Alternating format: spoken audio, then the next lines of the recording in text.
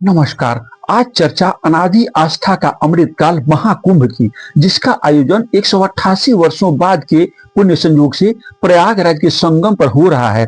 कुंभ माने होता है अमृत कलश, वह अमृत कलश जिससे प्रयाग में इसी मुहूर्त में अमृत गिरा था।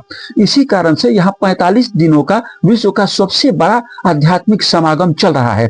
कहा गया है, जिस प्रकार ग्रहों में सूर्य और नक्षत्रों में चंद्रमा श्रेष्ठ है, उसी प्रकार तीर्थों में प्रयागराज को सर्वोत्तम कहा गया है।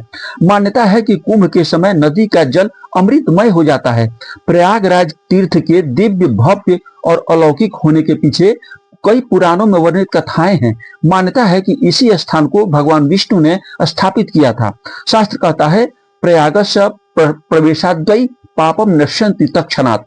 यहाँ पहुंचते ही मनुष्य की पाप का नाश हो जाता है। यत्र यजति भूतात्मा, अर्थात जहाँ यज्ञों की प्रचुरता हो उसे प्रयाग कहते हैं। कहा गया है, सृष्टि रचने के बाद ब्रह्मा ने यहाँ महायज्ञ किया था।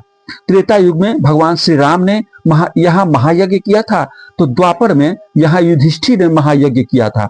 गंगा यमुना सरस्वती के संगम पर यहाँ किसी काल में महर्षि भारद्वाज का आश्रम था।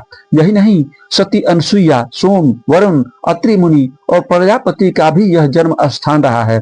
ऋषि दुर्वासा की ये ज्ञान स्थली है, तो कभी यहाँ राजा पुरुरवा का राज्य भी था। शास्त्र कहता है, माघ मासे गमिष्यन्ति गंगा यमुन संगमे ब्रह्मा विष्णु महादेव रुद्रादित्य मरुद्गणा। अर्थात इस माघ महीने में इस पवित्र संगम पर ब्रह्मा विष्णु सूर्य शिव मरुद्गण सभी संगम पर घूमते हैं। शायद इसीलिए गोस्वामी तुलसीदास ने रामचरितमानस में लिखा, कोकहि सकई प्रयाग प्रभाऊ करुष कुंज कुंजर मृगराऊ। आदि शंकराचार्य और कुमारिल भट्ट में यही पर शास्त्रार्थ हुआ था। चीनी यात्री ह्वेनसांग ने भी इस स्थान की काफी प्रशंसा की है। कहा गया है, त्रिवेणीम माधवम सोमम भरद्वाजम च वासुकिम वंदे अक्षयवटम शेषम प्रयागम तीर्थ नायकम। समुद्र मंथन के बाद अमृत के लिए देव और दानवों में 12 दिनों तक युद्ध हुआ था। तब इसी कुंभ आयोजन काल में ही यहाँ पर अमृत की बूंदें छलक गिरी थी, इसी मान्यता है।